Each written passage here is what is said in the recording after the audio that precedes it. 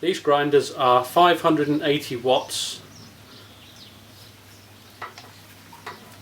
They have a locking button to lock the gearbox in the top like that. You just push it down and turn the wheel slightly until you feel it click, and then you don't need much force. I just grab hold of the wheel, undo the centre nut, that's your disc off. Back on again. Notice my finger underneath is still in the position holding that gearbox locked. Obviously the grinder's got to be unplugged to do this safely. And then with that right finger on the button, you just grab hold of the disc and you just tighten like that and let go, and she's ready to go.